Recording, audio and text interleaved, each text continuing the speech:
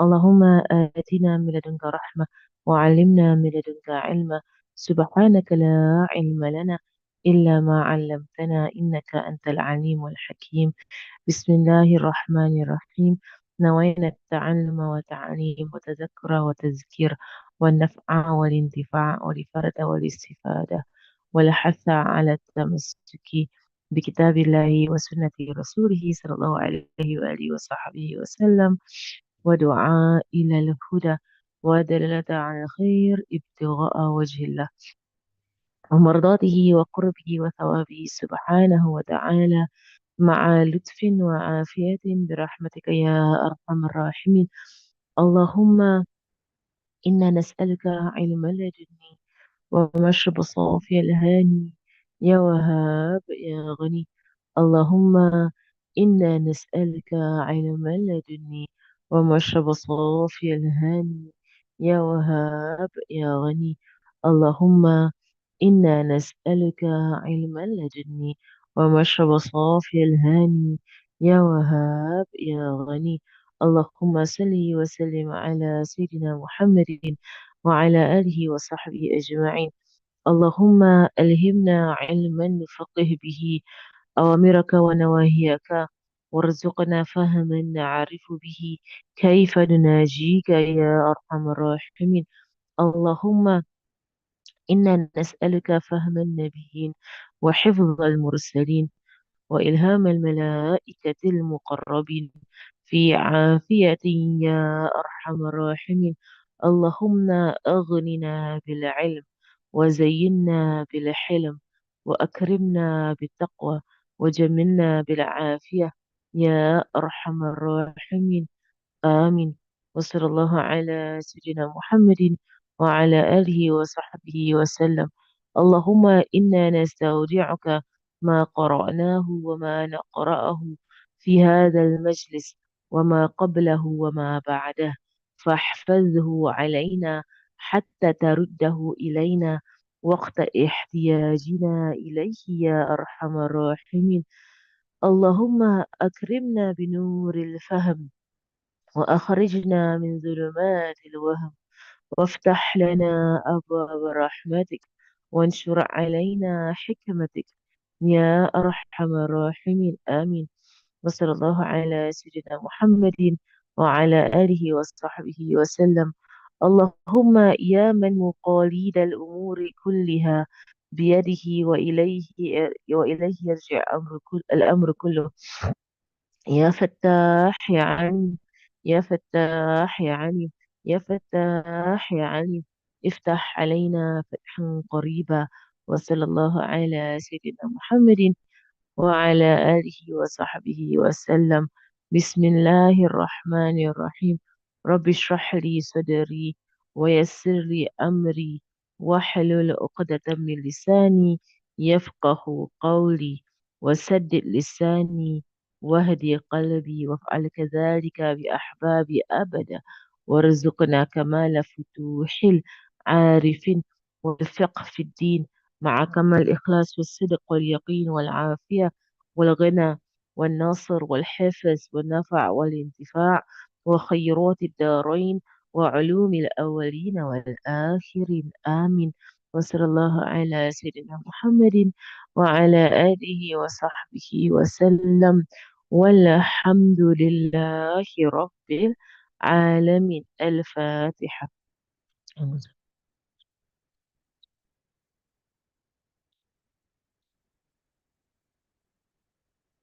Alhamdulillah, Alhamdulillah, Alhamdulillah. We continue with our class today, inshallah. On Safinatunnajah, on the book, on the ship of salvation. I apologize for the past few days, especially last week. I actually felt so sick because of a fever. And fever last week as well. I didn't know that fever can come twice in a matter of 1 week.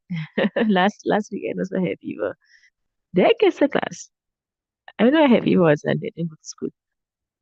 I can't remember against the class or not. But I have fever. Then after that, it went away. Then after that, Wednesday, it came back full force. Well, alhamdulillah. I always thought whenever that it goes away, it won't come back. I mean, for the near future lah. Then it came back twice in a week. Okay, well, alhamdulillah. على كل حال Allah, whatever Allah subhanahu wa ta'ala wants of us, right? MashaAllah. Okay, but anyway, yeah, so I just apologize I didn't get to finish the Manduma. May حاجة بكرة على نيبة إن شاء الله next year. Next year we'll finish it, inshallah. I didn't want to continue with it because I want to get back to our studies. So inshallah we'll continue with what we're on for the rest of Sha'ban. Like come Ramadan, we will go into tafsir again as we did last year. And mashallah, we see the barakah of doing things in Ramadan or starting things in Ramadan.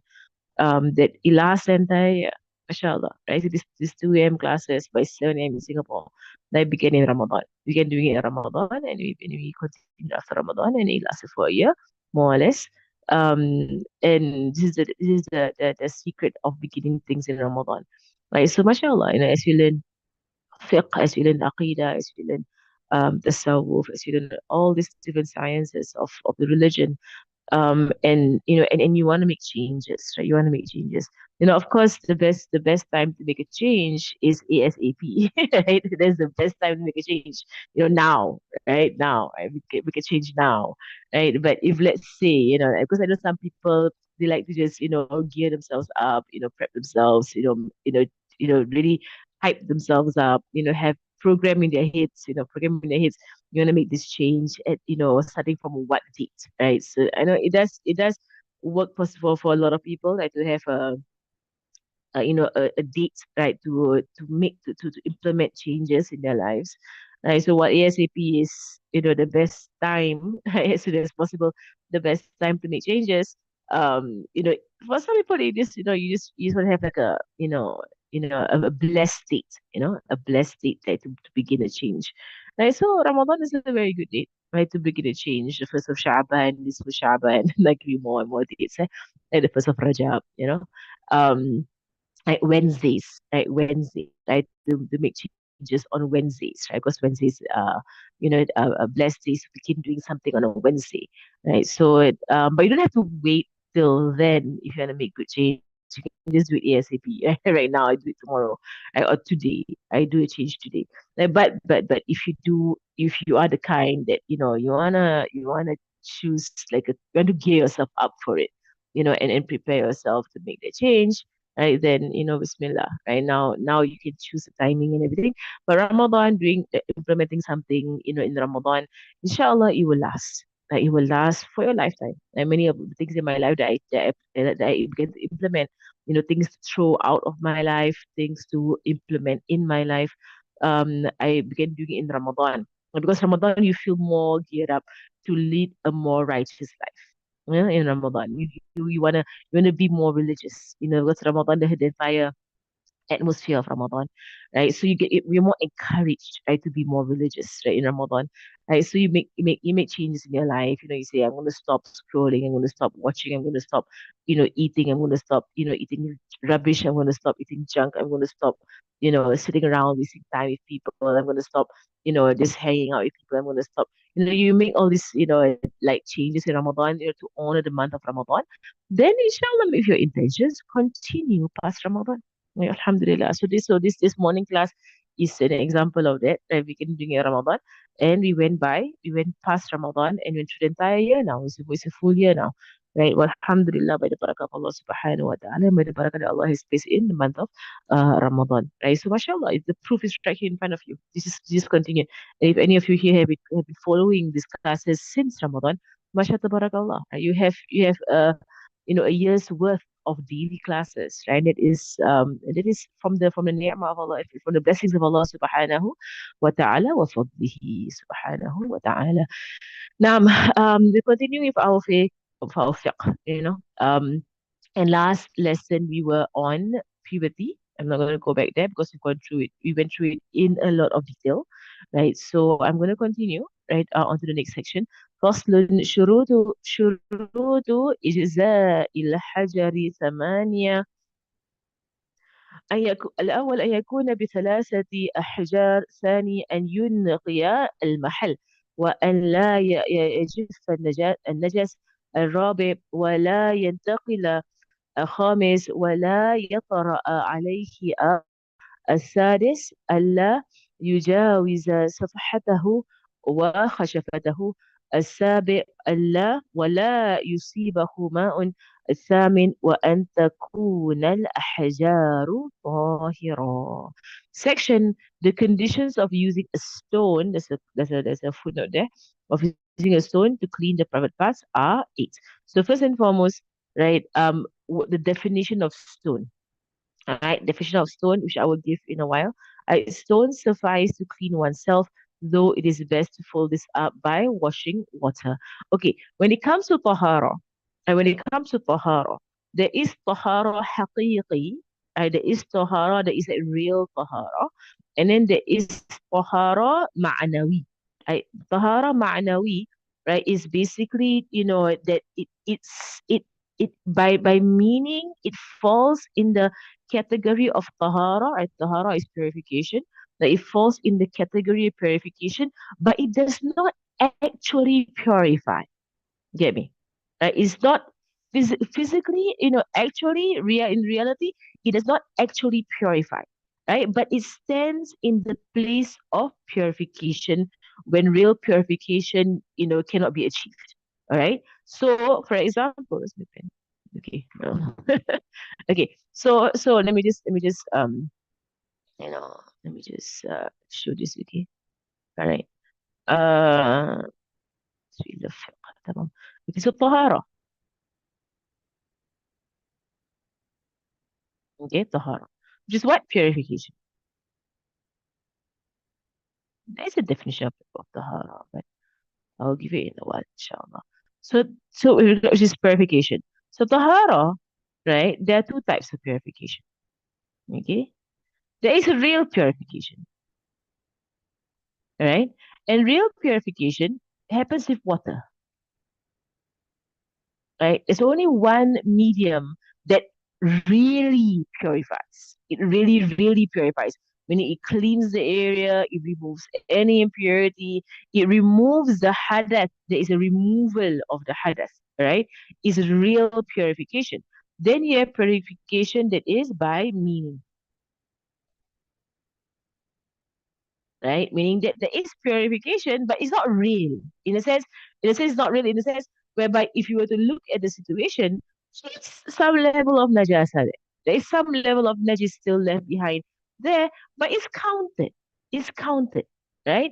And usually the one that goes by meaning is by sand, right? Sand or like for in this case, rocks or stones, right? Stones. That means non-water. All right. So with regards to, for example, real purification, you see haqiqi, it really happens. Purification really happens. You have what? You have istinja, right? You have istinja, right, with water. You have what? You have wudu, right? You have the bath, right? Or ghusl, okay? You have also the removal of najasa, right? So if there's najis on the floor, on your clothing, you get water and you wash it. You actually wash it, right? So that there is a removal of, this is real removal of najasa, right? By meaning, right, you have what we just when spoke about here in this chapter, istijmar. It's called istijmar. Istijmar, right? Istijmar basically means using stones. Okay, I found the word jamra, right? So stones, right? So istijmar means using stones. And you explain the word stones. You have tayammum, right? So why do we not call this real purification? Right? Because obviously, if you go to the bathroom, okay, and any of you would know this, when you go to the bathroom, right? And in the context of our non-Muslim country, right, that you won't have a hose, right, in the bathroom to wash yourself, correct? So what do we use? We use tissue, correct? We use tissue and we wipe ourselves, right? Can tissue possibly in any way remove every drop of najasa, every drop of impurity, right, from our privates? Is it possible? Right? To give another example, right? If let's say urine were to fall onto your hand, okay, give an example. Urine fell onto your hand, your child, or whatever, and there's urine on your hand, right? Urine is still wet, right? It's on your hand. You take tissue and you wipe it off. You wipe it off.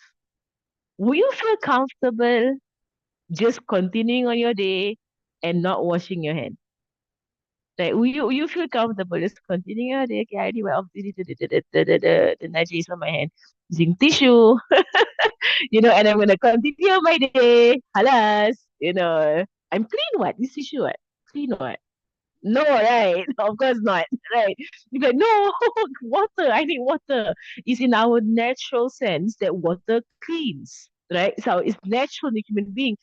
Only one substance that Allah has created actually cleans, and that's water. Like, it just makes you wonder how come people just keep using wet wipes and they think it's clean. Wet wipes is chemical, okay, by the way. Like, it's not clean. Like, until you use water, then you know, okay, now I'm clean, right? So if there's someone vomited on the floor, for example, or urinated on the floor, right? Someone might come there and might, just take some tissue paper and they wipe it up, right? They wipe it up. But the floor's not clean until you wash it, right? It's okay, you can do it temporarily, because you have no water or whatsoever, or in a hurry, so you wipe it up with a tissue paper or a cloth, right? You wipe up the vomit or the blood or we go on najis, okay? Or the urine, you wipe it with tissue. But if you are I mean, I hope so, if you're the owner of this house, you're the mother of the house, or and you see this happening, you would not just let it be and carry on with your day, and just like not run, a mop over it, or run some water over it. Like, you won't, I hope you don't do that. I hope you don't go around just using dry tissue and just wiping up and use some, wet tissue and then wiping out your colors, you leave it there. No, most people in the right mind, right? They're not gonna be happy with that, right? And you're gonna be, is there still najasa there? But you say, but I wipe it off if you dry tissue, what? It's gone, what? No, no, no, you're like, no, we're gonna run at least a wet mop over it, right? We need to run something over it to get rid of it, right? Because it's in our nature as human beings to know that water cleans, water purifies. You need water, right, to truly purify. Right? It is real purification. Okay, right. So the religion, right, points us to water because it's natural in our fitrah. It is in our natural state that water purifies, right?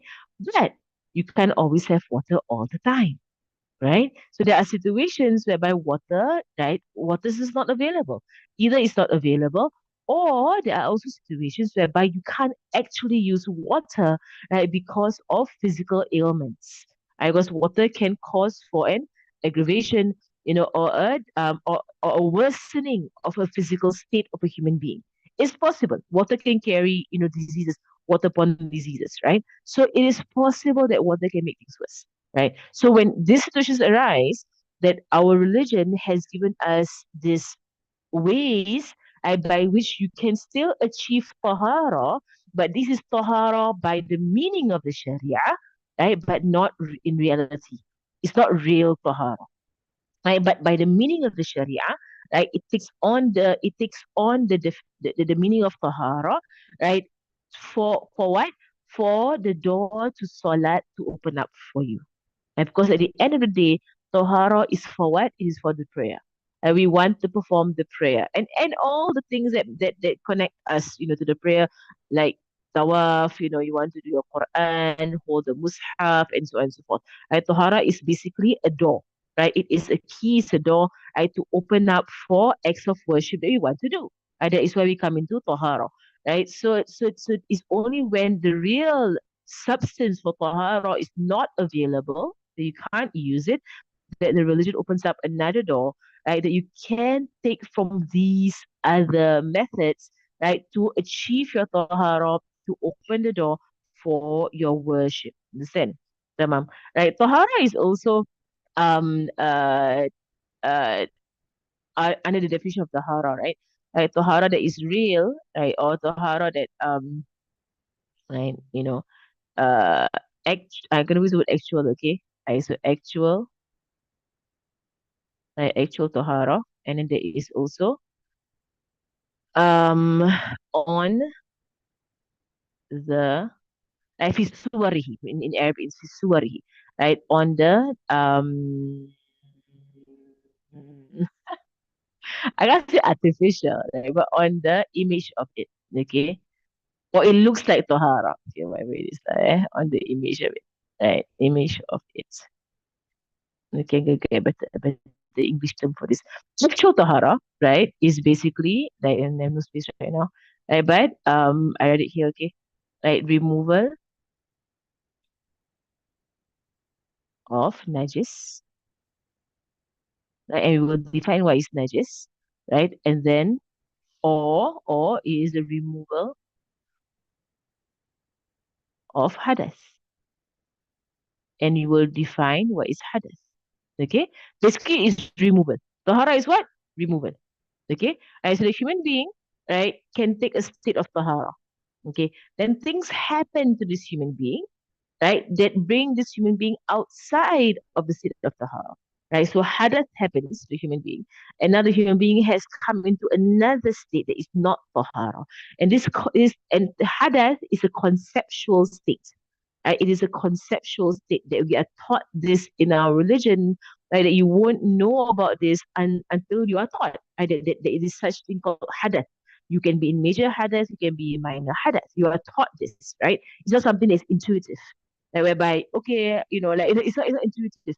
Whereas because to najis, right, to impurities, it is intuitive. Like you see, blood, vomit, feces, urine. It is intuitive, right? It's something that mustaqbar, right? You feel so disgusted by it, right? But hadath is not. It's not intuitive. You are told. You are told that you are in a state, right? That you have to come out of this state. That is why we are taught that after menses, you got to take a bath. It's not something that's intuitive, right? So someone who was not a Muslim and who have never, or people who are not Muslims, they would never think that after menses we need to take a bath, right? They will never think that because it's not intuitive. There's nothing that is perceived, right? About hadath, all you see is okay, the blood stopped, right? Okay, carry on my day. No, but if someone said, no, no, no, you need to go take a bath before you can carry on with your day and perform your acts of worship. It's all about acts of worship. On the image of it, right, are basically sunnah, right? Sunnah acts, right, of tahara.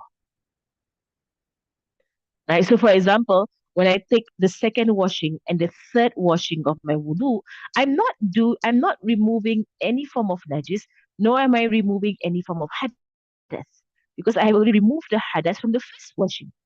Right? The first washing did actual tahara. Right? The first washing, for example, I wash my face for wudu. Right? The first washing of my face did the actual tahara. The first washing, you remove the hadath already, khalas. I do the second and third washing is on the image of tahara, but I'm not doing actual tahara. I'm doing a sunnah, right? So am I removing any hadas right now in my second and my third washing? No, I'm not, right? But it is a sunnah of it, and a sunnah of it, right? So does it count as tahara? Yes, it counts as tahara, while there is no actual tahara going on, right? But it's on the image of tahara.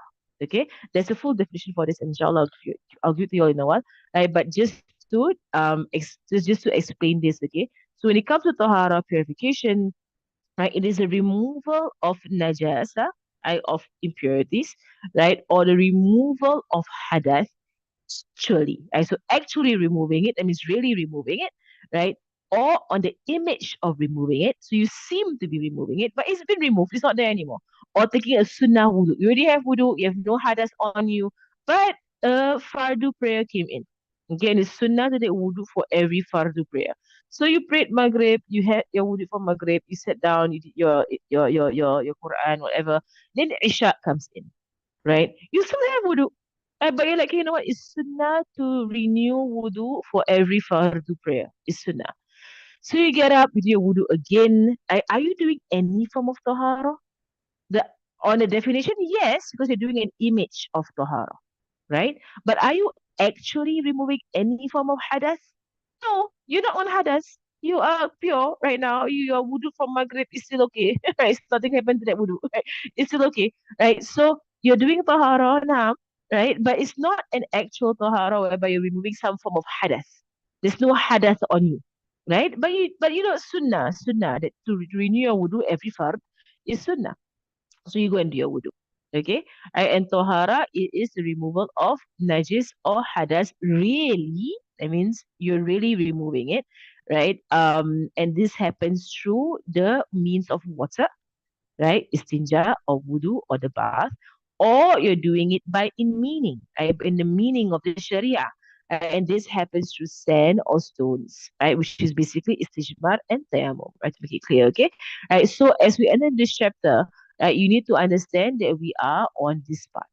Okay, we are on this part. We're doing this is a type of tahara that is by meaning.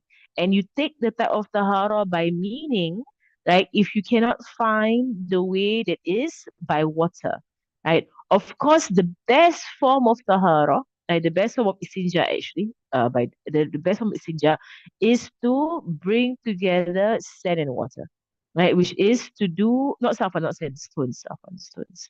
We should bring together stones and water, right? Which is basically to wipe yourself first and then wash yourself. That's the best form of tahara. And the Ansar, in Medina, they used to do that. And the Rasulullah praised them on doing that, that saying that, how, how great the Ansar or how clean the Ansar, that they are the ones that bring together, not the Ansar, that was the Ash'ari, right? They are the Ash'ari tribe. That they are the ones that bring together the stones and water. Oh, check it out, which is correct. Right, they are the ones who bring home with stones and water. Right, they wipe first, then they wash. Okay. Definition of stone. Right, definition of stone. The definition is down here at number 6 here. Right. So definition of stone. Stone is anything that is solid, pure. It removes filth. Right, and it is absorbent.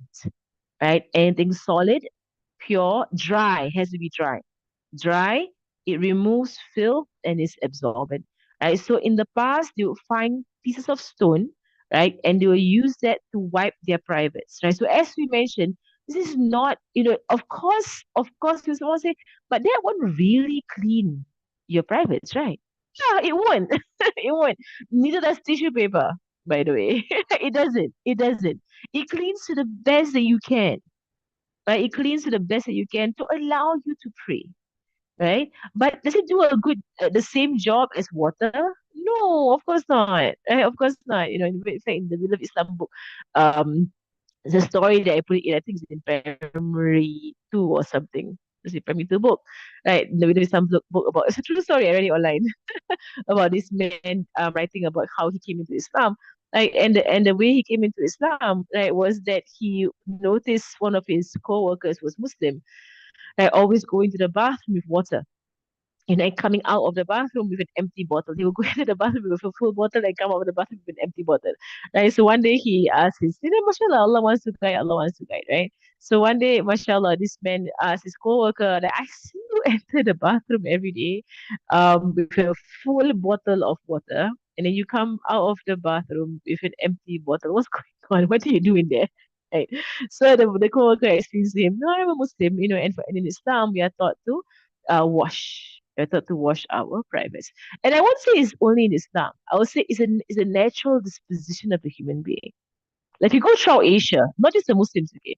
You go throughout Asia, right? You go to other parts of Asia, especially in rural places, right? Even other parts of the world as well. You find people washing. You go to Africa, you go to South America, you go to all these places. What you find? You find human beings washing. They wash after they go to the toilet. They do all over the world. Right? It is the most natural thing to do, right? To wash after you go to the bathroom, right? So it's not something that is unique to do to the Muslims. Of course, we are taught how to do it exactly, and how to clean ourselves, right? But it's something that is so natural to human beings, right? It is actually unnatural to just suffice with toilet paper. It's highly unnatural. Right? Water is when you feel okay, now I'm clean. Right? So anyway, this person, sorry, it's found in the Will of Islam books and primary two, I think. So this person was like, this is interesting, and basically, if it came into his heart, that it resonated with him, it resonated with him that what this guy is doing is interesting and attractive because tahara is attractive to human beings. Like we love what is clean and pure, right? Because Allah loves what is clean and pure. Allah loves al-mutatahhirin, at-tawwabin wal-mutatahhirin. Allah loves those who repent and those who always purify. It is in the nature of human beings to love what is pure because our soul loves what is pure. And we love what is pure that is physical and what is, you would say metaphorical, right? So we love purity in our clothing, the purity in our, in our body, in our place, in our home. We love to keep our homes clean. Like human beings, the natural position of human beings is that we love cleanliness and purity, right? It is unnatural when a human being is satisfied or content living in filth. It's unnatural, right? Um, and any human being loves purity that is metaphorical, like purity in character, purity in emotions, purity in mind, purity in speech. A human being loves pure, because our soul, is our soul is connected to Allah subhanahu wa ta'ala, and Allah loves what is pure. And so our soul inclines or gravitates, towards what is pure. And that is why we find or we find comfort in the people of Allah subhanahu wa ta'ala. God, these are the people who have been purified, in their character and in themselves, in their lifestyle, as they, are focused on Allah subhanahu wa ta'ala. And so our souls naturally gravitate towards them because our souls recognize purity in their souls. And we want that, right? We want that purity, subhanallah. And really, in the zaman where filthy language is used all the time, like filthy language, like initially, that our souls, or ourselves, we feel so uncomfortable with filthy language, very, very uncomfortable. That is the nature of the human being. But in hearing it over and over and over and over and over and over again, people get so accustomed to filthy language, then they themselves use it. But all Muslims, like, we should be the last people to use filthy language. And for me, I get so, grieved whenever I hear children, our own Muslim children, like just spewing out vulgarities, showing the middle finger. Small children at primary school, I've seen them, primary school, spewing out, the F word, whatever, very, very crude language. Not even, up to vulgarities that really get to me. Even like words like, like you say, words for feces and whatsoever, and you say words for the private parts, but to scold it, and to scold someone or to say it, to curse someone and to use these words, against them. Ah, ya Allah. This is why also, that how do people watch stuff, when the internet is full of vulgarities, full, full of vulgarities, the internet, right? Subhanallah. So because we need to keep to our natural disposition, right? It's our natural state. Our natural state is to keep ourselves pure, right? So this is a fiqh classes, I know, right? But it's also tasawwuf, okay? Fiqh always comes with tasawwuf here in Tarim. We never teach fiqh without tasawwuf, right? It's always purification, inward and outward, as we learn our physical acts of worship. Now, okay, so this established, right, that when it comes to istijmar, which is what we're going to learn here today, right, this established, right, we're going to come to our chapters. I hope it's clear right now. Let me erase this part. Apparent tahara, on the image of it lah. Oh yeah, is it the correct word for it? Apparent tahara. Okay lah, on the image of it. Let me use the word apparent, sister Bila, sis use the word apparent. Tamam. Uh, apparent tahara. Oh, it's a good word. Apparently, no. Apparent Sahara. Okay, so they're both A, actual and apparent, right? Okay, so inshallah, I'm gonna come to here first, and then next week I'll give you the entire definition, inshallah. Because I gotta just revise it. Now, right, so with istijmar, right, the section, the concept of the stone. So what is a stone? Let me just give the definition of stone. Right, so stone, right, so stone suffice to clean oneself, though it is best to follow this up with washing with water. So what is meant here by cleaning oneself, right, is on the meaning, and not really, right, by meaning. Okay, by meaning, right? Suffice here meaning what? Can pray, right? Can do acts of worship.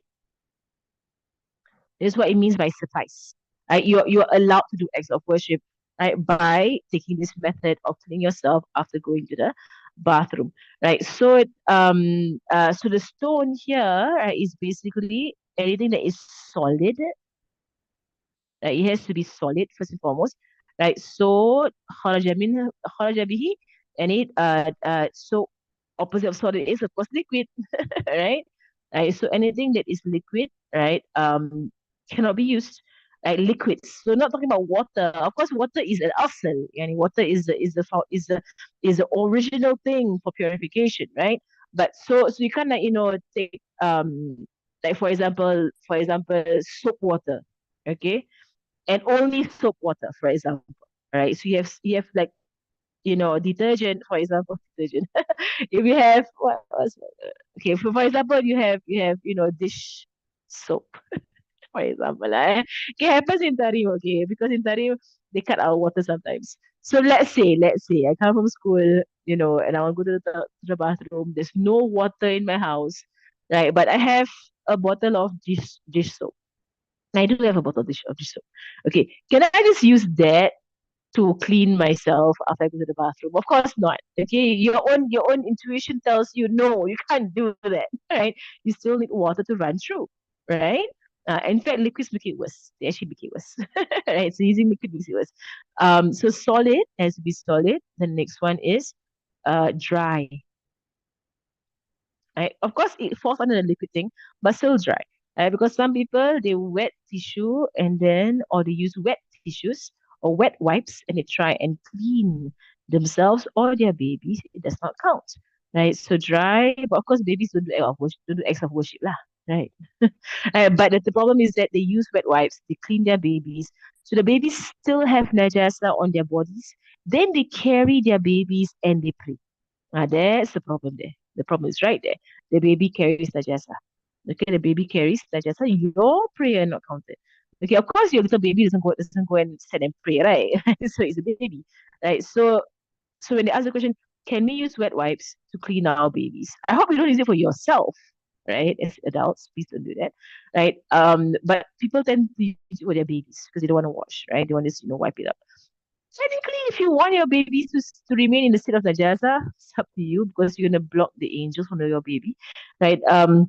But if let's say you want to do it, you have no choice. It's there's no water. You're on the go. You're traveling. The easiest thing to do right now is to use wet wipes and clean up the baby. Okay, then don't carry it when you're praying. Okay, put the baby down and then pray. Okay, so don't carry it when you're praying. But the baby is carrying najasa. The baby is carrying najasa. So the opposite of dry is moist, right? So not to use anything that is moist, right? And then the next condition for stone, right, is absorbent, right? Or you would say rough, right? The word in everyday use is rough, right? Absorbent, rough, able to lift najasa. So the opposite of which we always say the opposite to understand the concept better, right, is smooth, right? Smooth, right? Smooth, or you would say non-absorbent. I'm putting them both under the same category, okay? Right. So for example, glass. If you ever, you say, how am I going to use glass? And it won't it hurt? No, what we're referring to is like glass bottles, like this kind of rounded edges. So if someone wants to use, like a rounded edge glass bottle and wipe themselves, no, you can't do that. Okay, you can't do that. Or if someone wants to use plastics, right? So like you have a plastic bag and you want to wipe yourself with plastic bag. No, you can't do that. Because plastic bags are smooth. They're not absorbent nor they're rough. They won't actually lift off the najasa, right? Metal, like for example, cans, okay, metal cans. If lah, you ever come across a situation whereby you have like aluminium foil with you, you have like plastics with you, whatever, and you have to wipe yourself. You're traveling and you don't have any other form of substance, right, to wipe yourself. So if it's smooth non-absorbent, you can't use these. Tamam? Okay, and later on there are a few more shurut, there are a few more conditions. We're going to go through it as we go through this section. But this is the main thing. Okay, for most people in our zaman, right? For most people in our zaman, these right, um, these translate to us as tissue paper.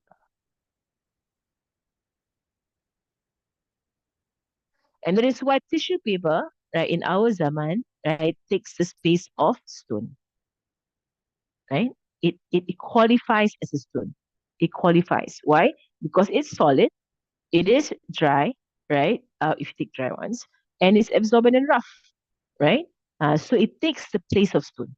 It takes a person in the past, in time of Rasulullah sallallahu alaihi wasallam, they would actually look for stones, like proper stones, to clean themselves in the desert when they go to the bathroom, right, and they don't have water with them to wash themselves, right? So they go for stone. For as in our zaman, situations happen, situations arise whereby you don't have water, you're unable to get water. If you can get water, it's on you to get water. Right? And I would actually recommend for people to buy. There's so many online nowadays on Shopee, right, to have this kind of small collapsible bidets, right, or bidets. Right. So basically you can buy them online, so many, right? Even if you don't want to buy your own bottle, if you want your own bottle to wash yourself, there are these collapsible, bidet bottle things. You just go online and search bidet collapsible. Like so many, and it literally takes up very small space in your bag. You can keep it in your purse also, like in your like handbag. Takes up very small space.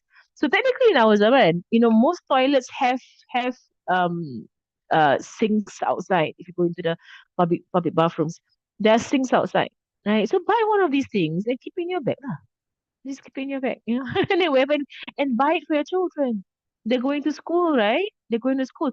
Because I can tell you, especially as women, most of the time we don't fulfill the eight conditions, especially women. Most of the time we don't actually fulfill the eight conditions because of condition number four. Because of number four, the impurity should not have spread out. For most of us, ya Allah, we're women, right?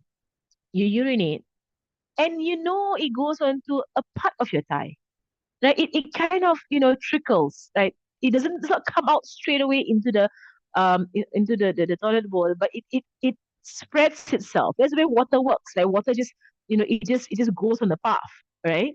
There's water tension, right? So it goes on the path, and it makes other parts around your privates wet. We know it. So for most of us women, condition number four, we don't actually fulfill most of the time, unless you're squatting. If you're squatting and you're lifted, it means your legs are lifted. Right, then there's a possibility of whenever you urinate, right, or defecate, that the impurity comes out directly. Okay, and the impurity that does not talawuth, it's called talawuth. That means it smears, around your privates, right?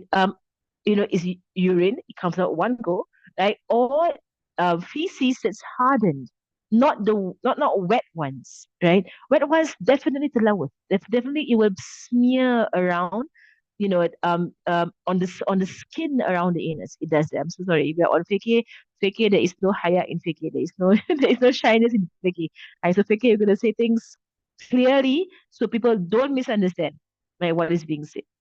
Right? So most of the time for us as women, right? I don't know, if you're sitting on a toilet bowl, not squatting, if you're sitting, right, most of the time the urine smears, okay? It does. So which means that you cannot use tissue anymore, lah, right? You're not fulfilling condition number four.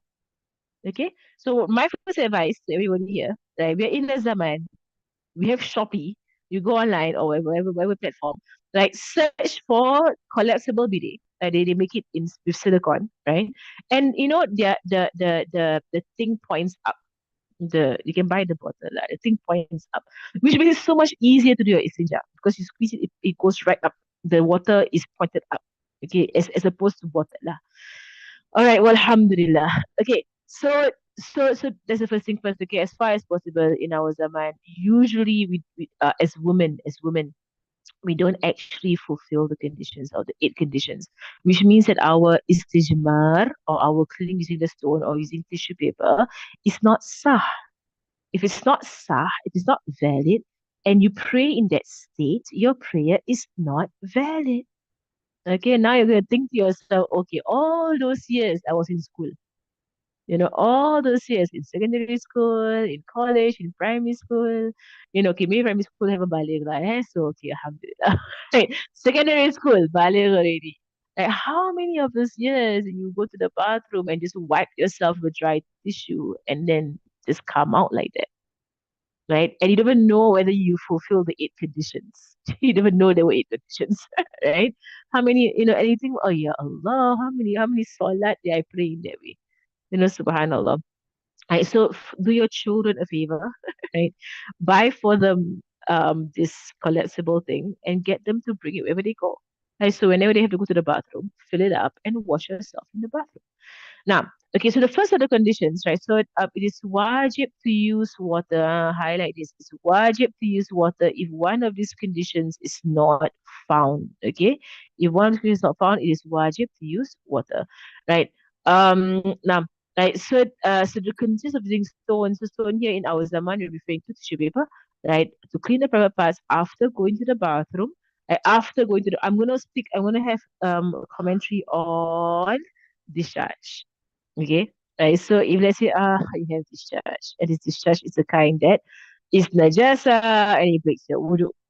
Okay, is it sufficient for me to just wipe with tissue paper and carry on, take my wudu and go and pray? Or must I wash it with water? Okay, so after you go to the conditions, you can answer the question for me. Okay.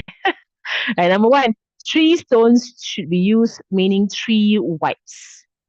All right, three clean wipes.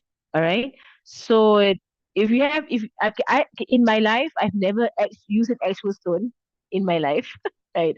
So which I also doubt anybody in our zaman or in our country, okay, in our context, would find the there. Speak too soon, and later on Allah put me in a position where I use stone. Astaghfirullahalazim. Like, but okay, in my life, I've never used stone. Okay, I've never used like a real stone. Okay, we've used tissue paper, but I've never in my life used a real stone in my life. Now I regret saying it because later Allah will be in a position where I will have to use a stone. Now, but okay. So when it regards to the first condition, basically what it means is three clean wipes. All right, minimum three clean wipes. All right. So if someone can only find one stone, okay, this is in the zaman, okay, previously, a long time ago, maybe they find one big stone, or one stone with three faces, like three, sides to the stone. Let me draw this out. Okay. I'll teach the original ruling now. I'll go to the tissue paper, okay? Because that is our context. Right. So if somebody has like a stone, let me use what color? Black eye. Okay, and the stone has three like edges. Okay, so we draw a stone. Okay. Somewhat like that. You found a stone. There's a surface here, the surface here, and a surface on the other side. All right. Each of them count as one. There's one, two, and three on the other side. Right. So if I wipe, well, my privates with this one part, then I wipe with the second part, same stone, and I wipe the third part behind. Right, number three is behind, right? And in doing so, it cleans up the private area. Meaning that there is no more najasa for me to wipe up. That means on the third wiping, I see nothing. On the third wiping, I see nothing, right? It's good enough as cleansing. Right. So let's come to our context. Okay, we have tissue paper. I still remember this this mawqif or this situation when I was in college. I was in junior college. I went for a camping trip, and I was my first year. It's kind of like I can't remember what did he say it was, but I went on a camping trip, and I think I was the only Muslim there because kind of things not very few Muslims around. My college itself wasn't very many Muslims around, nor was my class. Right, so I remember I was sitting there. And there were the non-Muslims who were around me, right? And they were holding a rolled up tissue paper. And they began to discuss how much each of them use for urination and defecation. I don't know why there was a discussion there. We were in college, right? Wala hawla wala quwwata illa billah. Right?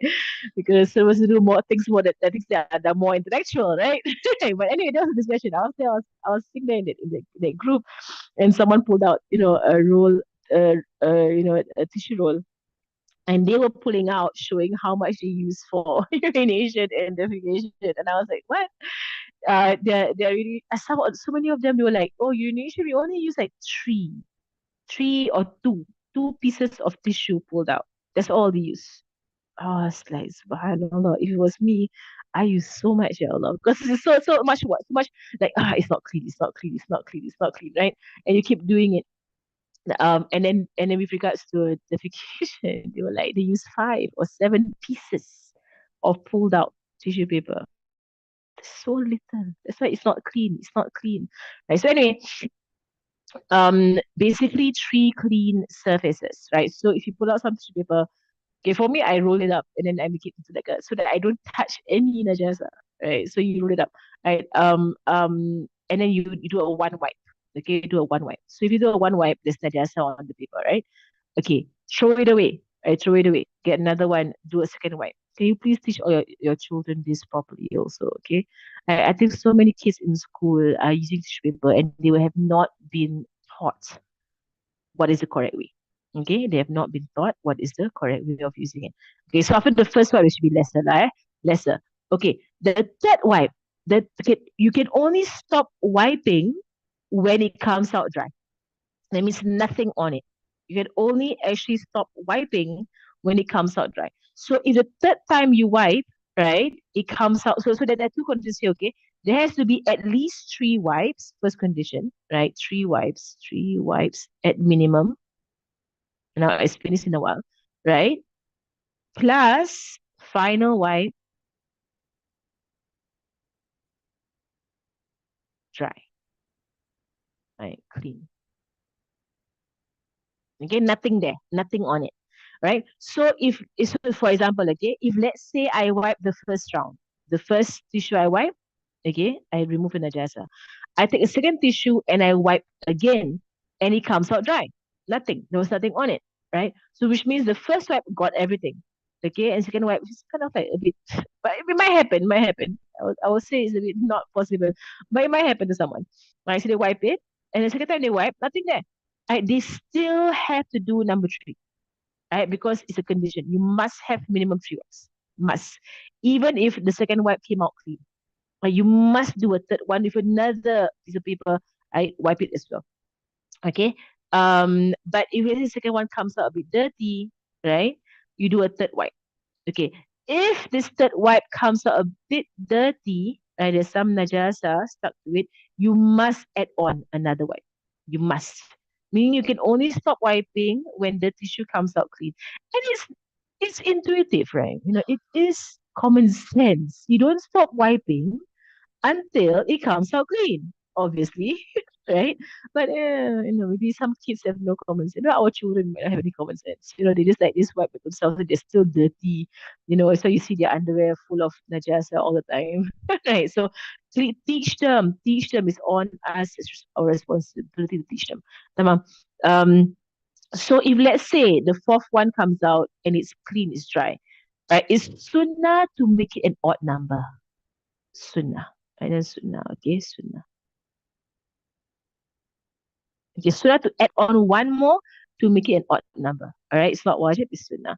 If let's say something else was there as you wiped out the fourth one, then it's wajib to add one more. So basically, you can only stop wiping when your wipes come out dry.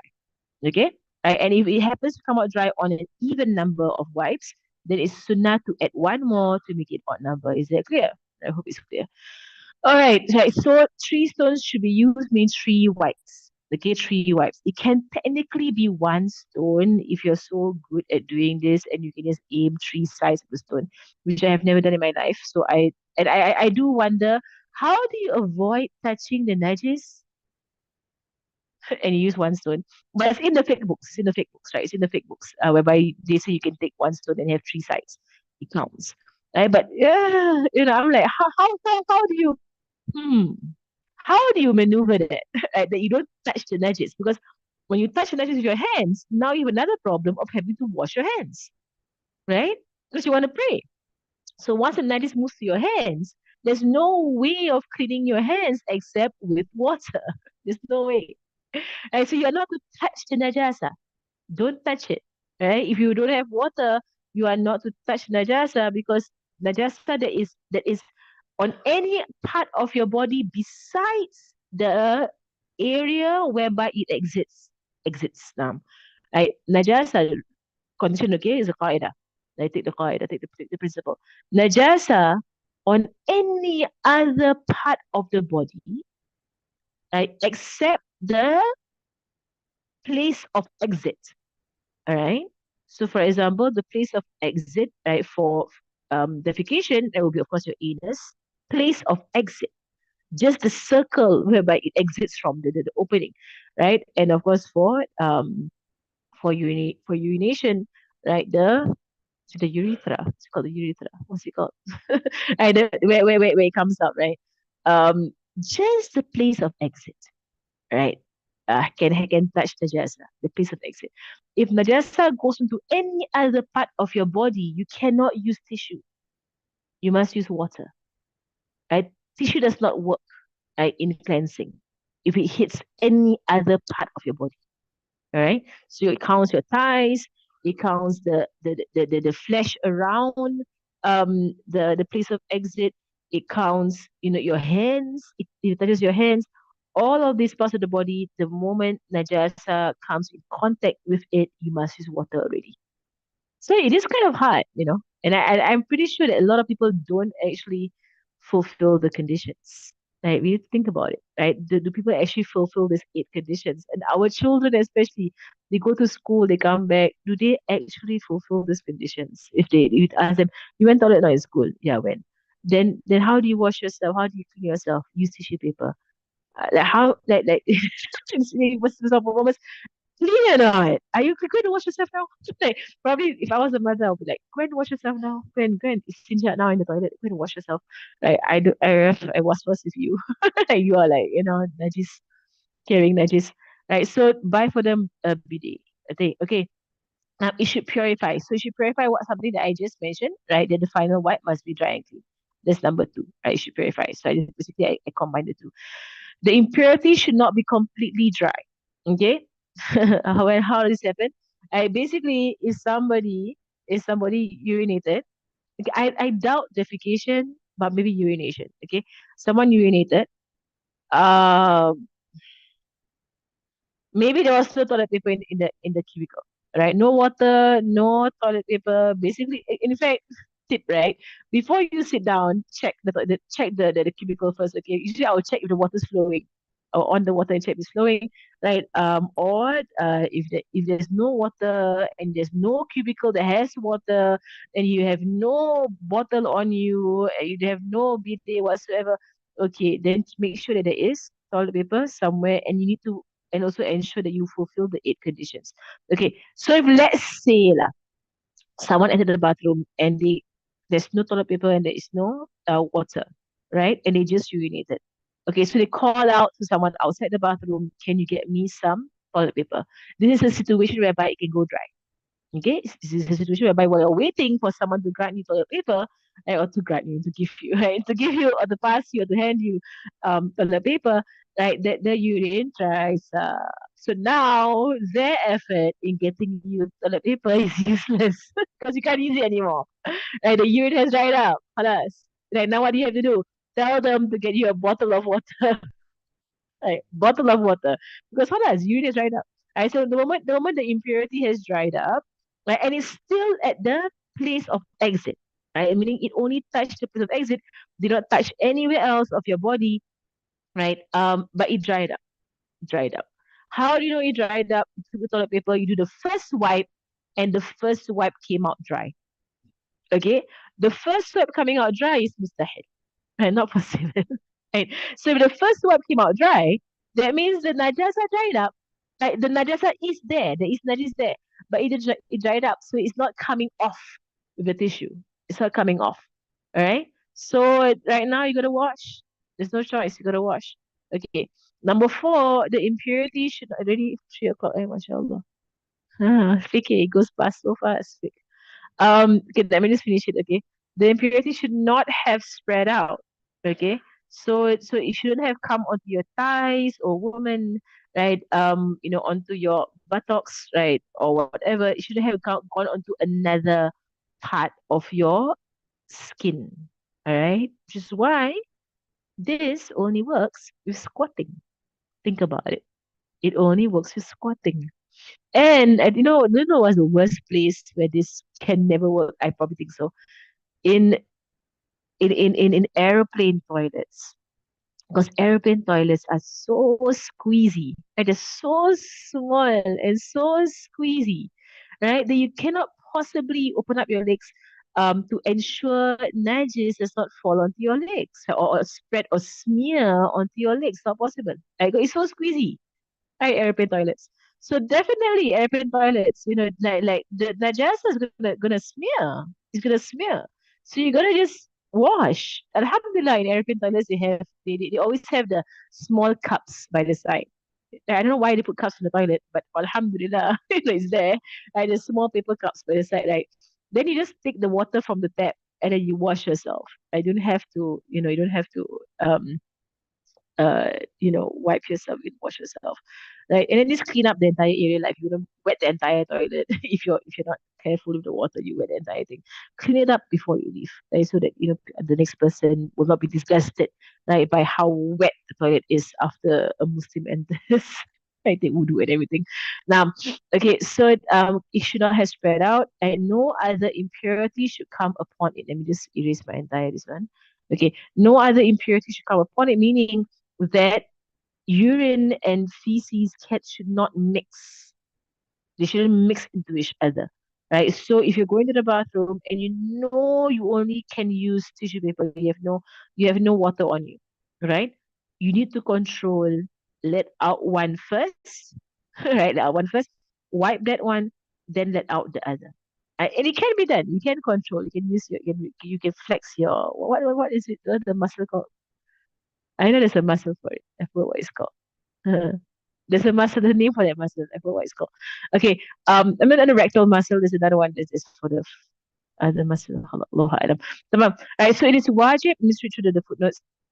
It is wajib to use three stones or even three sides of one stone, as I just mentioned, when one is sufficient to remove impurities. So even if you have done it with one side or two sides, you must do three. There has to be three clean wipings. That means three wipings using fresh paper. Okay, fresh paper. Otherwise, one needs to repeat using a stone that suffices in removing the impurity until it comes out clean. It is sunnah to use an odd number of stones or sides. Okay, sides, right? So, or toilet paper. Right. So anything that is solid, pure, and removes filth. This is basically what a stone is: solid, pure. Right. So in a sense, do not use. Okay, what is impure? People in the past you might find hardened dung, and I've seen it here in Tarib. Hardened dung, right? And they might have no smell, nothing. It looks like a rock, but it's not. It's dung. Okay, this is called impure. Right? It has to be pure. It's stone or tissue. Right? Something deserving of not something deserving of respect, right? Or something edible, right? So, here, what are these things? Right? Respect, for example, paper, an instrument of knowledge from a book, all right? Not to use that. Paper here meaning, from a book, right? So don't tear off paper from your own book.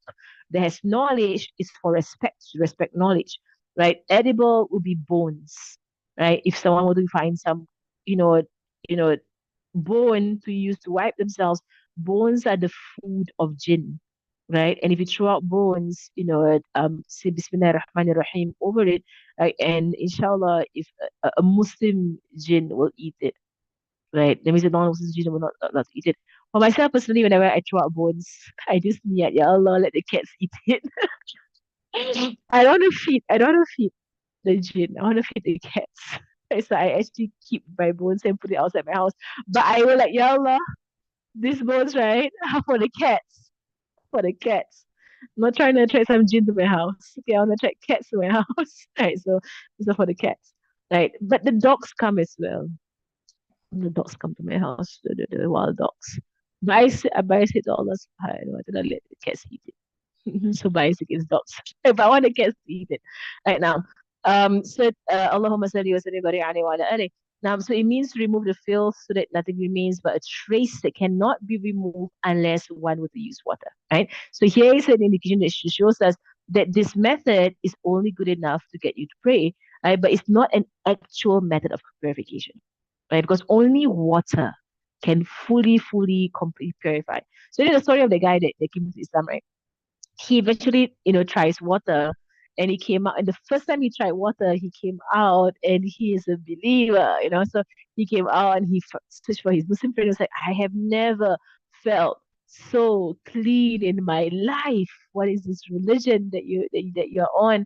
Like, I want to be part of it. And he came into Islam. MashaAllah. Right, so when this, but if you read the story of Islam, I kind of, beefed up the story. Right, so when this has been done, any remaining effect of impurity is excusable. Forgiven, it's there. It's there. The impurity is still there. Forgiven. All right. Forgiven, pardoned. Right. If the impurity becomes dry, using a stone no longer suffice. In fact, if any of these conditions are not met, right, you must use water. Right? The impurity can reach other parts of the body. I cannot smear to other parts of the body. The impurity should not go beyond the inner buttock, right? So in a sense, it should not go to other parts around the anus, which means you have to be squatting. Right. It is not possible sitting. You got to be squatting, right? Or the head of the penis for men, right? Meaning it has to come out straight into the toilet bowl, and not touch any of the, of the private parts. For women, we need to be squatting for it to not trickle or smear onto the flesh around our privates, right? Water should not splash onto the stone, and no fluids should splash onto the tissue. It should not be wet tissue that you use, right? And the stone should be pure, right? Should not be from najasa. I'll go through this next week, inshallah. Right. So the inner buttock refers to what is enfolded when standing. So when you squat, it opens up. So here it tells you that you have to be squatting, not sitting, right? So, and it also will not be valid to use a wet stone. It has to be completely dry. Right? Some people, they wet the tissue paper and they bring it in, right? Unless you can squeeze out enough water to have it trickle, right, and flow over your private parts, wiping with tissue paper makes it worse. Or wiping with wet tissue paper makes it worse. It actually makes it worse. Now you have to wash. Okay, now you have to wash. It doesn't help you in any way, right? Subhanallah. Okay, let me see the questions. Alhamdulillah. Um, now, okay, people telling me what is it? The muscle called. Now, let me just go back. So if we have a few months old baby or praying, baby cries, okay, the baby, does it cause to carry najasa? Well, if the diaper of the baby has najasa, you are carrying najasa. Okay, so if you are really confident the baby you just cleaned it, it's not gonna go, it's not, and you clean it using you washed it, right? You washed it, not wet wipes, but you washed it. Then you're very sure no najasa on this baby, and you carry it. So you can do that. Rasulullah SAW, had his grandchildren climb him, while he was praying. But people of the past don't wear diapers. They don't. They teach their children from a very young age. So when you have all this hadith about Rasulullah carrying babies, they're not on diapers. They're not wearing diapers. It's a thing of our zaman, it's a thing of our zaman that we wear, that we put on diapers on our children till quite, an advanced age. I've seen children at the age of 5 and 6 still on diapers. 6, still on diapers because the parents are not present to toilet train them, right? So, when you look at all these hadiths, they're not on diapers. These children are not on diapers, right? But our children are, right? Our children are. So if the diaper has najasa on it, then you are carrying najasa, your prayer is invalid. Not just your prayer, your tawaf as well. Tawaf as well, eh? Tawaf as well. Right? So you're not to carry babies when you're doing tawaf because the baby carries najasa. People don't know this. Right? If you put water on the tissue paper, okay, I wonder how this works. So if you carry, okay, if you use this tissue paper as a medium to carry the water, all right, to carry water, okay, and you bring it into the toilet, You need to squeeze this tissue paper. That means you're using it as if it's a faucet. Get me? So when you squeeze it, if enough water can run over your privates and you can istinja as if you're using a hose, sah, you can do it that way if you're using the water as a carrying medium because you have no bottle. But if you're using this wet tissue to wipe yourself, what you have just done is smear the najasa everywhere. That's what you just did. You get me? All right. So using water on tissue, you have to know, or I have to know to answer your question, how are you using it? Are you using it to squeeze out the water? So you're using this tissue as if it's a portable faucet of sorts, right? And then so it flows and it washes, which I'm not sure how this works because how much water can you carry in a wet of tissue? How much water can you just squeeze out? A lot, enough to wash yourself. I highly doubt, right? Or what are you doing? Wiping with the wet tissue. Wiping with wet tissue out of the question. Can't do that. You can't do that. It does not clean. It just makes it worse. It smears everything. You just mixed up the najasa with water, right? You're gonna make it worse. Okay, right? So lesson learned. Bring around every day. Okay, right? So yeah, I was ODEC. Correct. I forgot what it was called. ODEC. No, I was in ODEC for a while. No. So a wipe is one swipe now, right? One swipe, one swipe, right? One swipe, one swipe. However, Mariam, she will teach us. She will say, "Can you say, yeah?" She will say basically she'll use her fingers, but I will draw a circle. This is your anus, all right? Circle. This is your anus. Okay, when you defecate, right, on the inner walls of your anus or around the walls, that is where the najasa sits. Okay, when you defecate. Urination, same thing as well, right? Allahumma salli ala Muhammad. Right. So the first wipe should say, the first wipe. How was this? Right. The first wipe, you wipe this way on one side of the circle of the anus. You wipe like that deep. You press it in and you wipe it. Okay, that's the first wipe. Second wipe, you wipe on the other side. That means so when you wipe, you go round. Okay, this is for the anus. With regards to your to urination, it's much easier actually. It's actually much easier, right? But it's just defecation. Okay, so the first time we go round on the right side, second wipe we go round on the left side, and the last wipe you go through.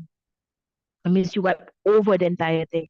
Okay, but don't rub back and forth, right? When you rub back and forth, you're gonna smear. Okay, it's one go, right? It's one go, right? And it's one go. Okay, and then it's one go. Then if you need to do more lah. You know what's stopping you? You're running out of tissue paper. Right? I mean, do more. Right? You're not in the desert where you can't find rocks. Right? We're probably in a bathroom whereby there's a roll of tissue paper next to you, so you can use more. It's not an issue. They have to bring in a cup. You can actually use the cup inside. They have cups in there. Nah, so the mask was called. Now, right. So dry tissue, but we wet it with water. What's the point? Ask the question. What's the point? This is not dry tissue lah. You have now it's wet tissue. So now you're gonna tell me how is this wet tissue being used? Tamam. How is this wet tissue being used? If it's used to wipe, that's sah. It's not sah. It's not valid. All right. If you're using it to as a faucet, which I really not wondering how does this work? How does this work? Unless you really have no najasa and just urinated and it does not spear whatsoever. How does this work? Eh, eh. So if you use a bidet, water springs out strongly, then it's recommended use the hand to cleanse the folds of so right. Basically, it's wajib to use to wash off. Once you use water, right? Once you use water, it's wajib, right? To wash anywhere that has najasa on it, right? And use and I don't know how people wash themselves or istinja without using your hands. Like, how can you be so confident that the najasa's gone without having your hands feel your privates, feel around your privates. How is that possible? Right.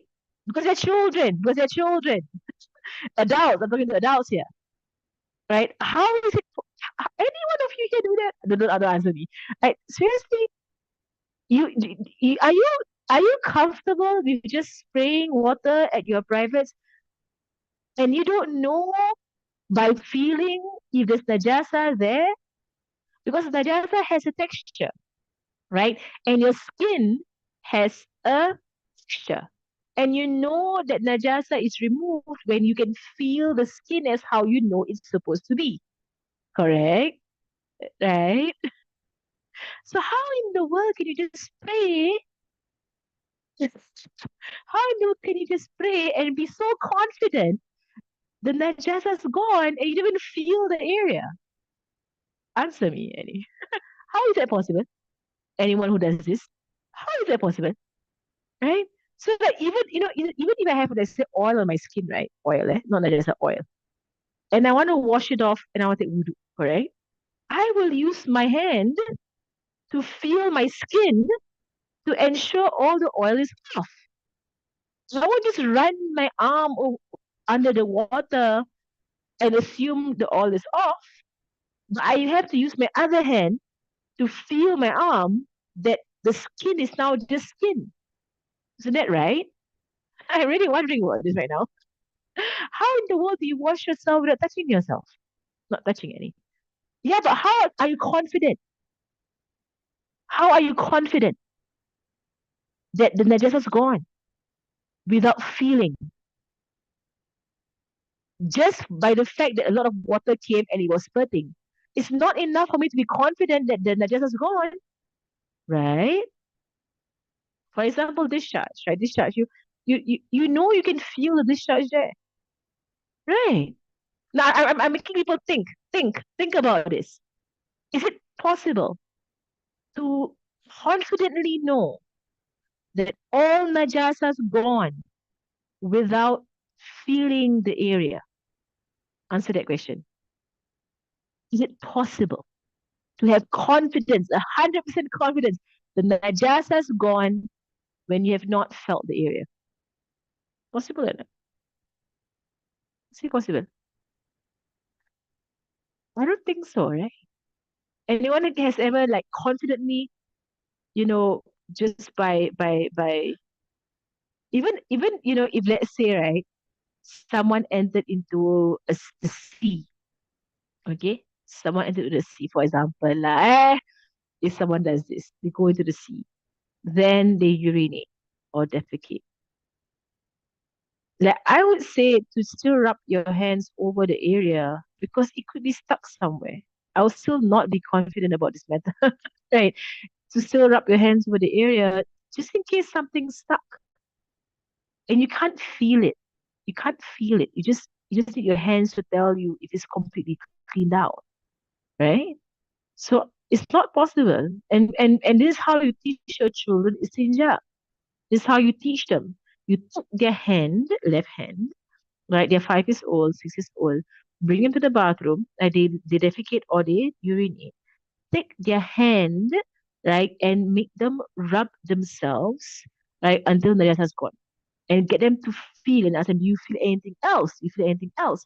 And then after they're done, you check as the parent, you check, you feel their privates and you feel if there's any najasa there. That's how you teach them how to istinja. All right, because so many people, human beings, adults, don't know how to istinja, and they walk around carrying najis, right? And this is one of the causes of punishment in the grave. People who are not careful about najasa. Okay, so take their hand, their left hand. I put their hand at the private area, and tell them to feel and wash. That means spray water and feel, and spray water and feel. Right? Is there any najasa left? Once they say they are done, you feel. You feel to ensure they understand the feeling of najasa gone. They need to know what's the feeling of najasa gone. All right. Um, the bidet the toilet bowl seat. Is it the one that is from the toilet bowl itself? I don't know how to use that one. So weird. You know the one that is from the toilet bowl itself. Though it just it just springs at you from the back. I wonder about that one. How do you use that one? I always just say that, you know what, that it's water flowing. That is water flowing. So get the water in your hand and yourself over and over again. Okay? Just basically because it's water flowing. So you can just wash the entire area round and round. Okay? Because it's water flowing. But it is a weird thing that is sprouting from the or is is sprouting, right? Sprouting from the toilet bowl itself. So weird. But you can do it that way. Use the water to wash yourself. Tamam. Okay. Let me. We have only a few more minutes here. Let me just go to the questions. Where are our questions? Allah. Um. Astaghfirullahalazim. Is it? Ya Allah. Then I just stuck in that bidet. Ugh. Ya Allah. Ya Rab. Mm, okay. Where are we? Not here. Is it this one? Tamam. Okay. Let's go to our Fiqh questions.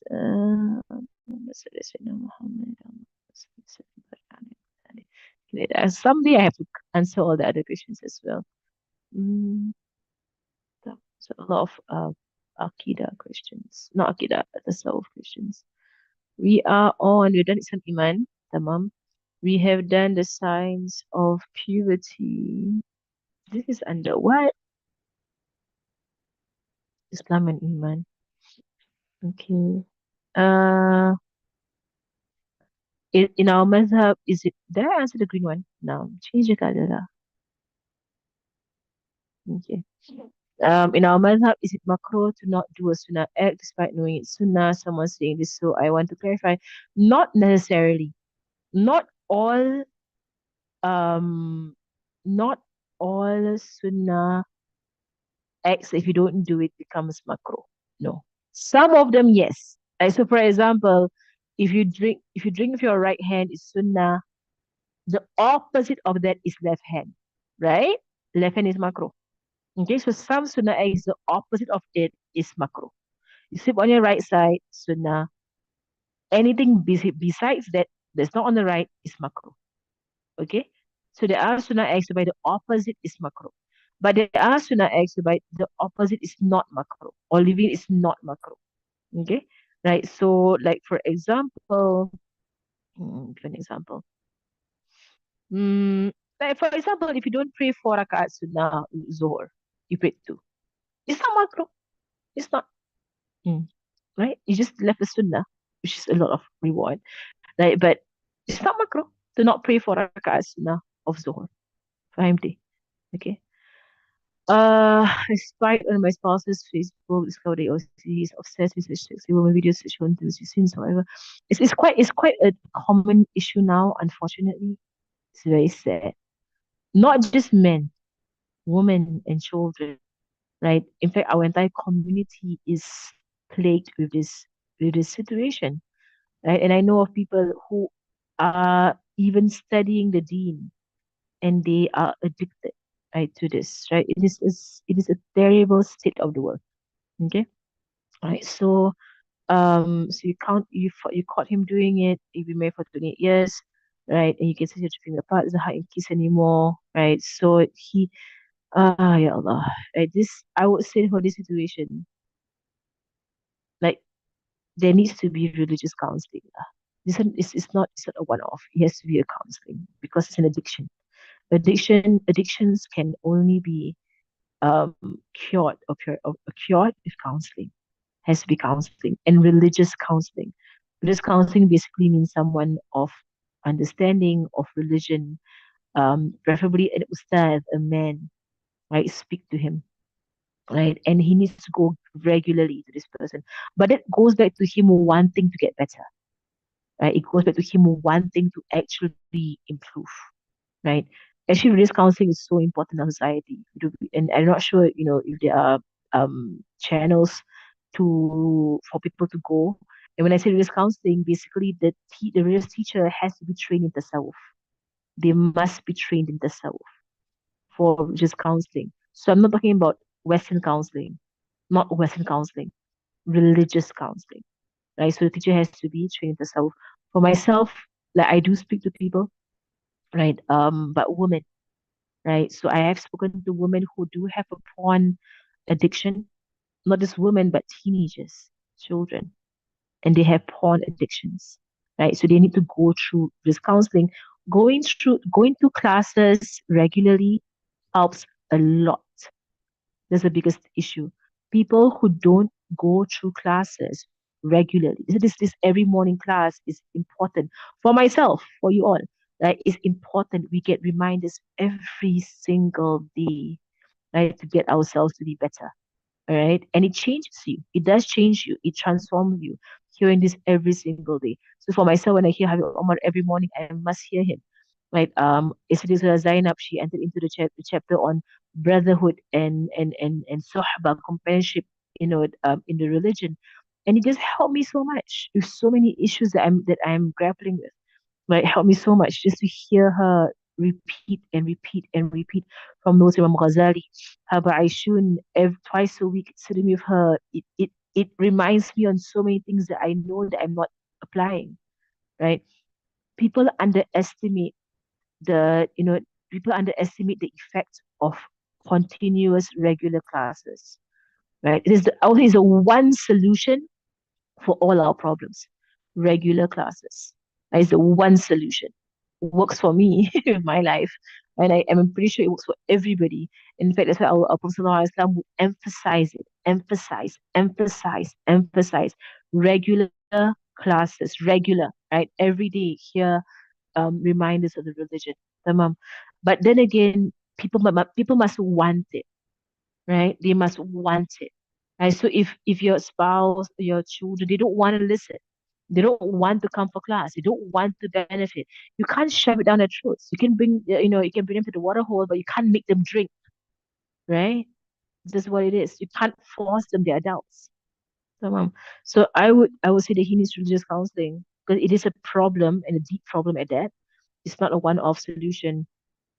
He has an addiction which is leading to a lot of other problems. And really, this requires work.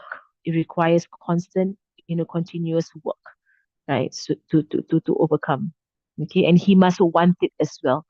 It's difficult to help someone who does not want to be helped. It's difficult. And that is why in the Quran, and when Allah subhanahu wa ta'ala speaks about the case of divorce, Allah says, and if they want reconciliation, if it's two people, they must want it. They must want it.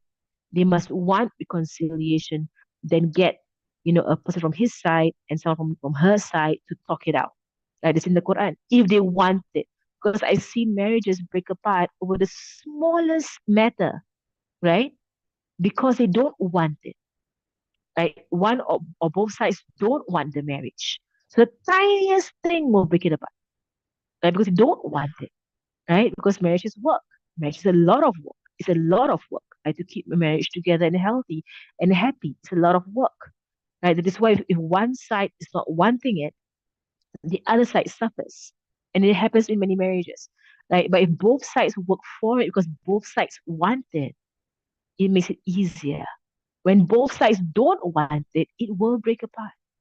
Right. And this is the sad situation of this word. Lah. This is where Allah says they must want it. They must want to get better. They must want to reconcile. They must want to purify. It must come from themselves. As Allah says in the Quran, that Allah will not change the state of people until they change their own states. Allah will not change it for you until you want to change it.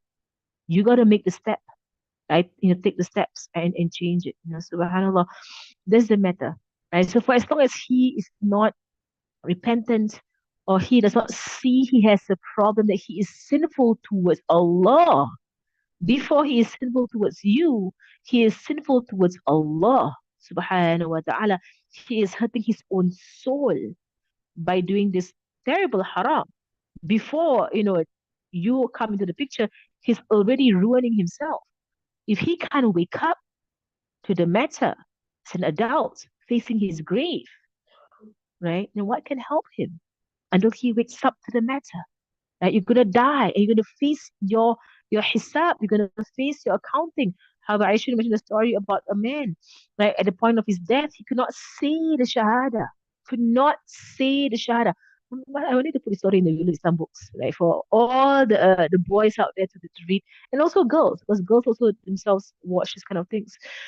Right? This is the story, however, I should mention I'll put it somewhere in the Will of Islam books, right? This man, he could not say the Shahada at the point of his death, right? And after he died in that way, his younger brother saw him in a dream and said to him, "Oh, my brother, I only know you to be a righteous man, right? But when you were dying, you could not say the Shahada, and why is that? And why is that the case?"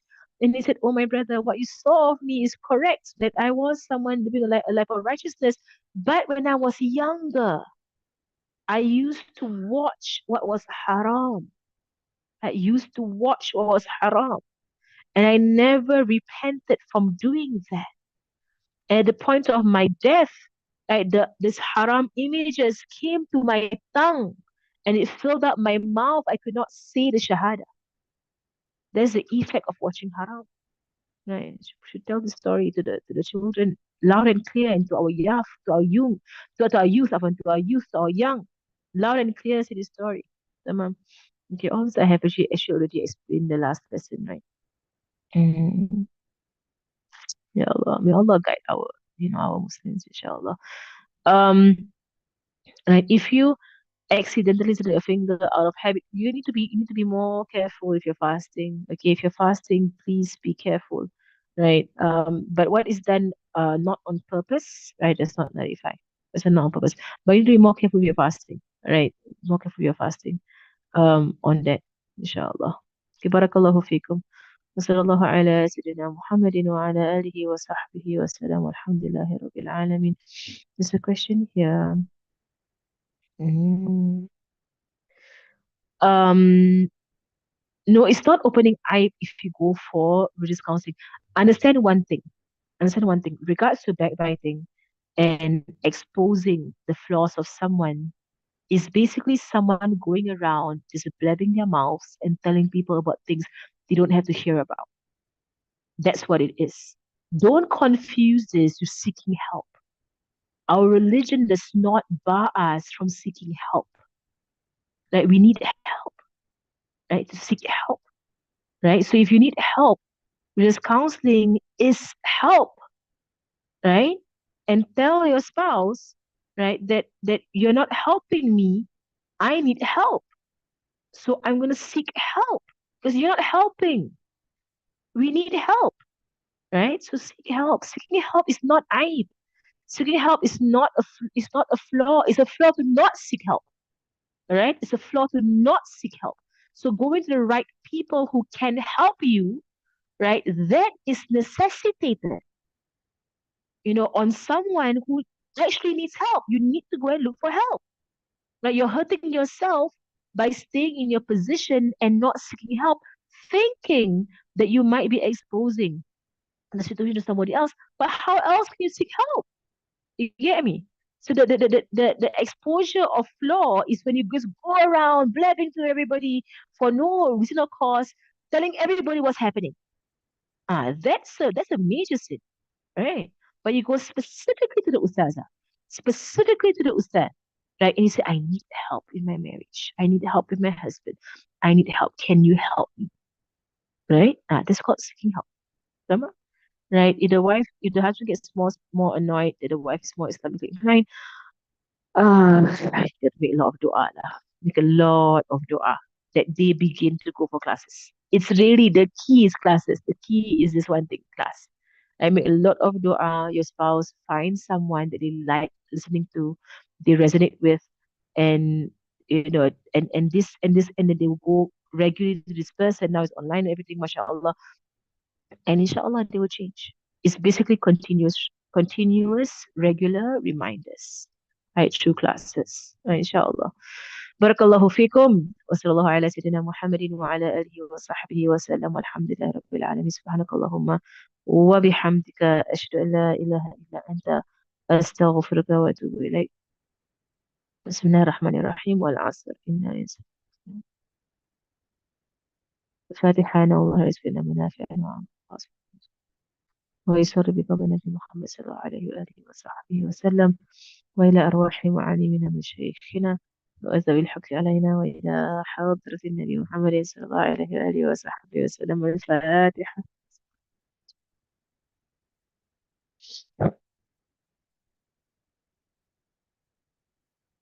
I'm actually convincing my husband to do it for men online daily online classes. I'm trying to convince him. Right now, he's still focused on his studies. Inshallah, when things get lighter for him, he's able to do morning classes. Inshallah. I'm trying to convince him to do it for the men. I think he's good. He's good influence, inshallah. My husband. Okay, barakallahu fikum. Assalamu alaikum wa rahmatullahi wa barakatuh.